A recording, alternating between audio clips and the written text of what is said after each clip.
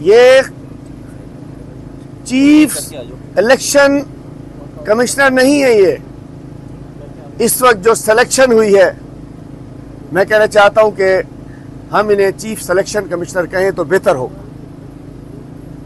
اور بات ہوتی ہے توہین الیکشن کمیشن، جس کے لیے میرے کپتان کو جا کے جیل میں جا کے ٹرائل کیا گیا۔ توہین اس کی ہوتی ہے جس کی عزت ہوتی ہے۔ آپ نے پوری قوم کی توہین کی ہے، ووٹرز کی توہین کی ہے، ووٹرز کے مینڈیٹ کی توہین کی ہے، پورے 25 کروڑ قوم کے جو نمائندے آنے تھے ان کی توہین کی ہے۔ ہم پہ لگانا ہے توہین الیکشن کمیشن، لگا دیجئے۔ ہمیں گولیاں مارنی ہے مار دیجئے، ہمیں لٹکانا ہے لٹکا دیجئے، لیکن جو توہین عوام ہوئی ہے اس کے لیے عوامی عدالتیں لگیں گی انشاءاللہ۔ عوام کے مینڈیٹ کی جو توہین کی گئی ہے، عوام کے ووٹ کی جو توہین کی گئی ہے، جس طریقے سے یہ الیکشن چھینا گیا ہے، تو ہمارے سینئر وکلا صاحبان یہاں موجود ہیں ماشاءاللہ۔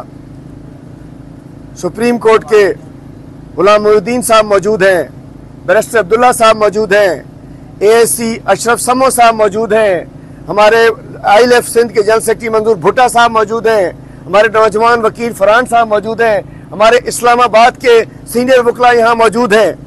تو ہم سمجھ سکتے ہیں کہ انشاءاللہ ہم اعلیٰ عدالتوں سے لے کے عوامی عدالتوں تک ہر جگہ جائیں گے، اور جو توہین عوام ہوئی ہے، توہین عوام کا فیصلہ عوامی عدالتوں میں ہوگا۔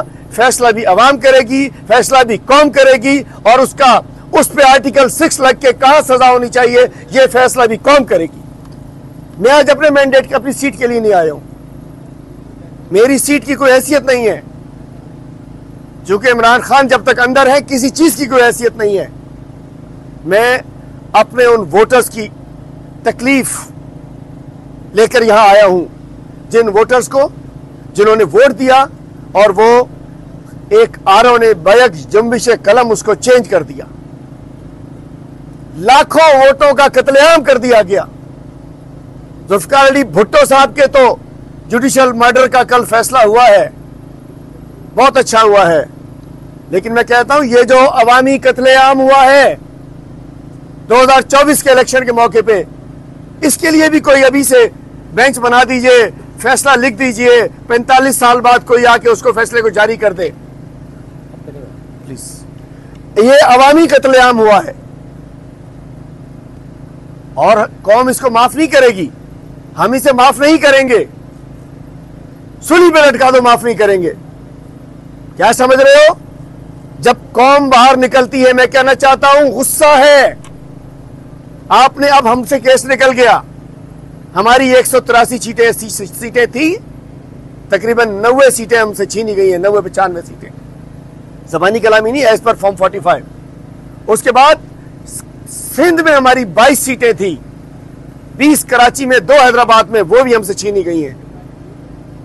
اب میں آتا ہوں کہ آج میں کیوں آیا ہوں ادھر۔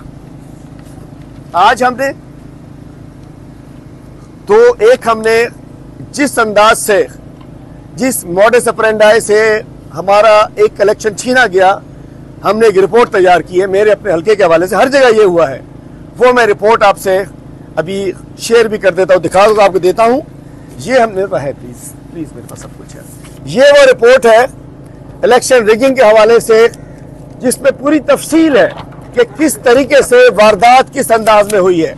الیکشن کمیشن کا طریقہ واردات، پورا نقب زنی کا، ڈاکے کا، چوری کا جو طریقہ واردات کیسے کیسے ٹائم لائن کے ساتھ اس رپورٹ کے اندر موجود ہے، اور ہم نے حضور قبلہ محترم کو دے بھی دیا ہے، لیکن مجھے تو لگ رہا ہے یہ ڈسٹ بن ساتھ رکھی تھی، اس میں ڈال دی گئی ہوگی، چونکہ یہ وہ آئینے ہیں جو انہیں دکھائیں گے، یہ وہ آئینے ہیں جو انہیں شرمسار کریں گے، یہ وہ آئینے ہیں جو بتائیں گے کہ آپ نے ظلم کیا ہے، زیادتی کی ہے، 44 ارب روپے کہاں چلے گئے۔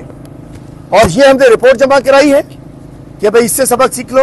اور دوسرا میں نے اپنے آرو جو 238 کا آرو تھا، اس کے خلاف بھی ایک ہم نے درخواست جمع کرائی ہے کہ اس کے خلاف کارروائی کریں۔